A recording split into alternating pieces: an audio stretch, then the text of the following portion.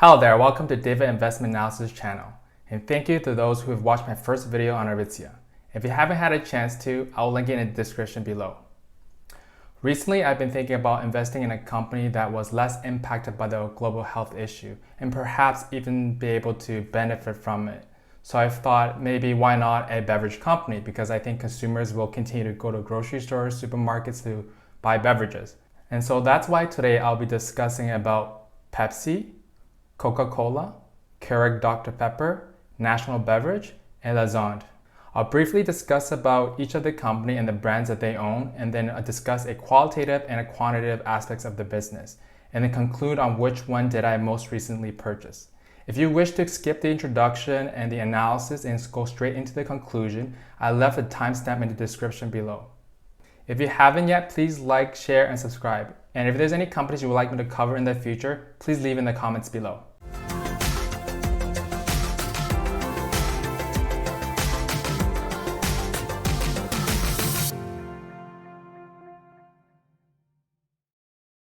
The first company I'll be discussing today will be LAS-A.TO, a company that likely not very many people have heard of, but definitely have heard of the brands. They are a beverage and snack company that develops, manufactures, and markets several fruit and vegetable juices across Canada, US, and internationally. Some of the brands include Allen's, Rougemont, Furley, Oasis, Everfresh, Fruity, Delmont, Tropical Groove, Sunripe. I also don't know very much about wine, but if you like any of these, please do let me know in the comments below. And the second company I'll be discussing today will be Coca-Cola, a company that likely everyone knows about, but just in case, they are a beverage company that manufactures, markets, and sells non-alcoholic beverages across the world. And some of the brands include Coca-Cola, Sprite, Fanta, Smart Water, Minute Maid, Simply, Powerade, Vitamin Water, just to name a few. And the third company today I'll be discussing is Pepsi. Similar to Coke, everyone should probably know what Pepsi is, but just in case, they are a beverage company similar to Coca-Cola, but the huge difference is that Pepsi also has a food and snack business, and some of the brands may surprise you. So let's take a look at some of the brands that they own. They own Pepsi, Mountain Dew, Tropicana, Lipton. Some snacks include Lay's, Doritos, Ruffles, Tostitos, Cheetos, to name a few. Let me know in the comments below if you're surprised or didn't know they own some of these brands. And next, we'll be discussing Keurig Dr Pepper. Similar to the other companies, they are a beverage company that they sell their products in US and internationally. They have a lot of coffee brands, and since I don't drink coffee very often, I'm not too familiar with any of these coffee brands, but feel free to comment below which ones are good. Some of their soft drinks include Dr Pepper, 7-Up, Canada Dry, Crush, C+, Snapple, Evian, Sunny D, Moats, Hawaiian Punch, to name a few. And finally, National Beverage. Similar to the rest of them, they develop, produce, and market beverages across Canada and the US. Now let's look at some of the brands that they own. I'm not very familiar with the brands here except Everfresh and LaCroix. Please let me know which ones you have heard of and which ones you like in the comments below.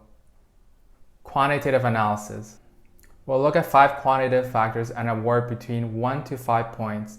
5 points for the top company in that quantitative factor. And then we'll sum up all of them, and the one totaling with the highest amount of points would suggest that they are the best or better company quantitatively. The 5 quantitative factors we'll look at will include growth, margins, cash flow, balance sheet, and valuation. Growth. Revenue growth rate is how quickly the company is growing their sales and will be the most important factor for determining growth rate. But I also look at operating growth rate as well, and this is after operating expenses such as expenses related to sales and general administration. I will not look at net income or EPS growth today because it was not very accurate. Using Coca-Cola as an example, they had a huge one-time income tax expense in 2017 because of changes in the US tax reform, and that impacted the net income and EPS in a big way. And then the following year, their net income and EPS quadrupled. Using a 400% growth rate for one of the years is not very indicative of its true growth.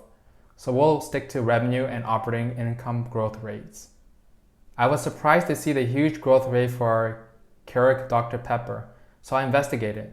And this increase is because in 2018, Keurig Green Mountain and Dr Pepper Snapple Group merged into Keurig Dr Pepper, which is what is today. Looking at the most recent quarter, they've only grown 4%. The expected 5-year growth rate is based on the analyst expectations, and I've mainly used this for the rankings. You'll see Coca-Cola at 5%, Pepsi at 7%, Keurig Dr Pepper at 12%, National Beverage at 28%, and LAS-A.TO with 13%. Looking at all these companies' historical and expected growth rate and considering the merger transaction for Keurig Dr Pepper, I would have ranked National Beverage first, and that's why I awarded them 5 points, followed by 4 to LAS-A.TO, 3 to Keurig Dr Pepper, 2 to Pepsi, and 1 to Coca-Cola. Margins. For margins, we'll look at gross margins and operating margin. These are the more important margins to look at. Gross margin is the percentage of revenue it retains after cost of sales. For example, if revenue from the sale of a can of soft drink is $1 and it costs us 40 cents to make it, then the gross profit is 60 cents and the gross margin is 60%. Operating margin is the percentage of revenue it retains after the cost of sales and other operating expenses. The higher the gross margin and operating margin, the better the company has on pricing their products. Based on the gross margins, Coca-Cola has 62%, Pepsi has 55%, Keurig Dr Pepper is with 58%, National Beverage with 37%, and LAS-A.TO with 28%. I would award 5 points to Coca-Cola, 4 to Dr Pepper, 3 to Pepsi, 2 to National Beverage, and 1 to LAS-A.TO. Cash flow. All the companies here have a positive free cash flow. Free cash flow is cash flow from operations less any capital investments. To better compare the companies, I use the historical cash flow per share as a percentage of the stock price. This ratio is the percentage of free cash flow based on the current day's price of the shares. Based on this, Coca-Cola has 3.42%, Pepsi is 3.55%, Keurig Dr Pepper is 11.24%, National Beverage is 3.13%, and LAS-A.TO is 8.65%. And the higher of this, the better it is. All the companies with the exception of National Beverage pay a dividend, and the payout ratio appears to be reasonable for all the companies, as Coca-Cola was impacted because of the one-time expense in 2017. Based on the free cash flow and dividend, I would award 5 points to Keurig Dr Pepper, 4 to LAS-A.TO, 3 to Pepsi, 2 to Coca-Cola, and 1 to National Beverage. Balance sheet. The first ratio I look at is the total cash less the total debt, short and long term, divided by the total asset or total liabilities and equity. This suggests how much the balance sheet is in debt. All of the companies except National Beverage has debt. Current ratio is whether there is enough current assets to cover current liabilities. The higher the better. Debt to equity ratio is how leveraged a company is. The ratio takes the company's long-term debt and divided by the company's equity. The lower, the lesser the company is leveraged. Based on these ratios, I would award 5 points to National Beverage, 4 points to LAS-A.TO, 3 points to Coca-Cola, 2 points to Dr Pepper, and 1 point to Pepsi. Valuation. Price to sales, price to earnings, price to cash flow, price to book, price to forward earnings, PEG ratio. All these ratios depends on the current price of the stock, and the lower the ratio, the less expensive the company trades at. The last line looks at how it trades compared to its historical 5-year averages. So for example, looking at Coca-Cola, 2 of the above 6 valuation ratios are lower than when compared to the 5-year historical average. Based on this ratio, I would award 5 points to LAS-A.TO because it trades the cheapest amongst the group on 5 out of the 6 metrics. Then I would award 4 points to National Beverage, 3 to Dr Pepper, 2 to Coca-Cola, and 1 to Pepsi.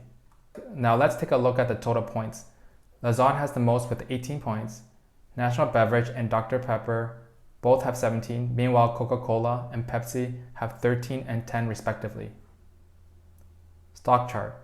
Now looking at the stock chart, within the last year, National Beverage has done the best with approximately 9% return, and LAS-A.TO was underperformed from the rest of the companies with down approximately 15%. Looking at longer term, since July 2018, because prior to that is not a good indication of Keurig Dr Pepper, because July 2018, as discussed earlier, is when the merger took place, when it started to trade under the ticker symbol KDP. Pepsi and Keurig Dr Pepper and Coca-Cola outperformed National Beverage and Lassonde. Looking at 5 years, ignoring Dr Pepper, National Beverage has significantly outperformed the rest of the group with a 170% gain, while the others range between 12 and 37%. Qualitative analysis. Now we'll look at some qualitative analysis for the top 3 companies based on the quants that we did previously: Lassonde, National Beverage, and Keurig Dr Pepper. For the qualitative aspects, we'll evaluate management, diversity of products, opportunity for growth, and competition. Management. Keurig Dr Pepper's CEO is Robert Gamgort. He's been the company's CEO since 2018 after the merger of Keurig Green Mountain and Dr Pepper Snapple Group, making it one of the largest food and beverage companies in the US. Prior to this, he was the CEO of Keurig Green Mountain for 2 years, and prior to that, he held several roles in marketing, sales, strategy, and general management at various large organizations. He also led a successful IPO back in 2013 of Pinnacle Foods, where he was the CEO. He holds an MBA in marketing and finance from Kellogg Graduate School of Management at Northwestern University. National Beverage's CEO is Nick Cabarella. He's the company's CEO since he founded it in 1985. He started out as a contractor and worked as a CEO of a telecom firm before founding his soft drinks business. He started National Beverage by buying soda brand Shasta, then later added the best-known brand LaCroix to the portfolio in 1996. Lassonde CEO Nathalie Lassonde. He's the CEO of Lassonde since 2019. Prior to that, she was assistant to the chairman of the board and the chief executive officer and the vice president of organizational efficiency since September 2014. She also acted as a corporate director of people and values between 2008 and 2014. She's worked with Lassonde Industries since 2004. She holds a bachelor's degree in business administration, finance option from a university in Montreal. Diversity of brands. They all have similar products and are in the space of juice, water, and soft drinks, but do have some differences. For example, Keurig Dr Pepper also offers coffees and teas that others don't, while National Beverage also offers energy drinks that others don't, and Lassonde offers soups, snacks, and wines that others don't offer. Diversity of product is important because tastes can change, and having a diversity of brands and products can allow companies to adjust and adapt to changing tastes of consumers. Growth opportunities. All 3 companies mainly operated within Canada and US with very little international sales, while both Pepsi and Coca-Cola has a significant portion of their sales coming from outside of Canada and the US. Keurig Dr Pepper most recent quarter results reflect international sales of only 4.4%. National Beverage primarily operates in Canada and the US, and they've mentioned that expanding to other regions are being considered. Lassonde Industries. Most recent quarter results reflected that international sales outside of Canada and the US is less than 1%. So there are a lot of opportunities to expand and grow internationally for these 3 companies, but this brings it to my next point: competition. There are always new beverages that could come into the market, and since Coca-Cola and Pepsi has dominated in the licensing deals with almost every fast food chain, the only area perhaps these 3 companies can compete on are shelf life in supermarkets, grocery chains, and convenience stores.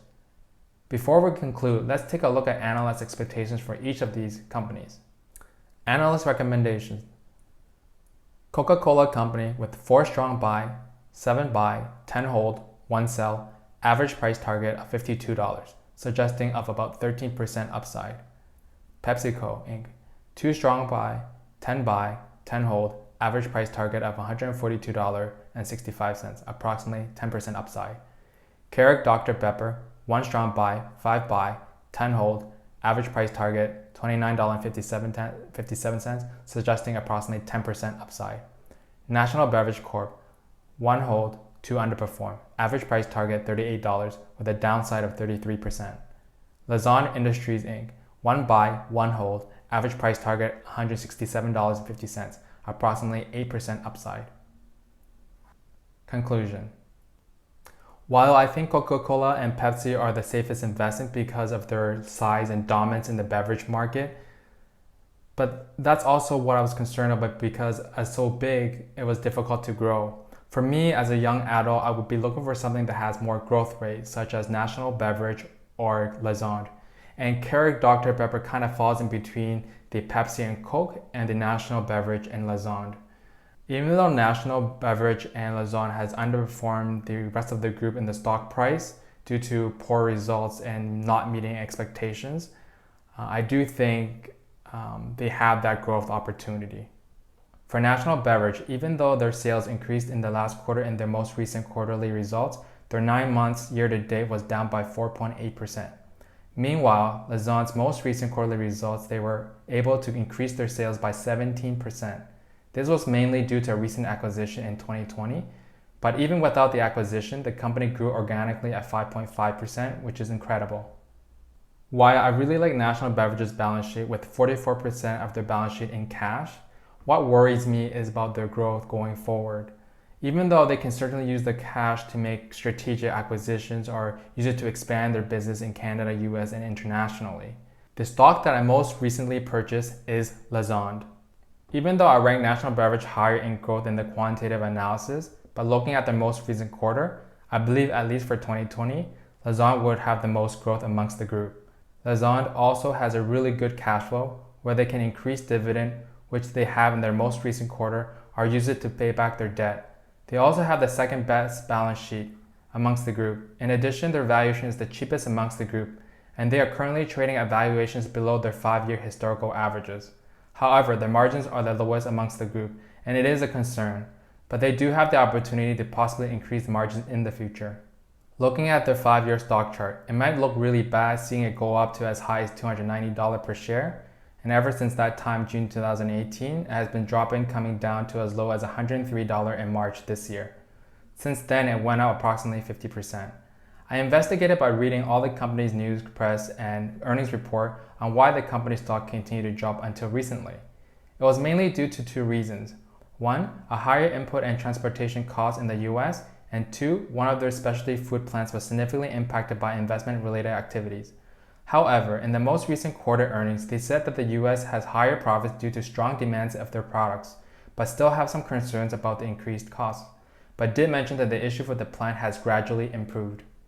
So why did I buy this one recently? Looking at the most recent quarterly earnings, it surprised me.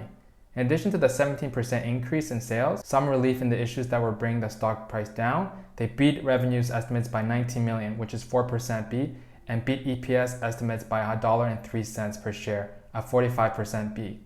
They also increased their dividend and commented the global health issue actually contributed a non-negligible portion of their increase in sales.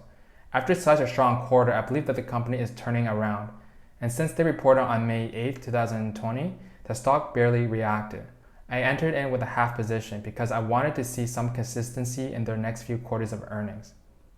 Disclosure, I just started this position. It's around 2% of my portfolio. I do intend to add to this position, but I would like to wait until a few quarters so that I could see and get more clarity before deciding to add. That's it for now.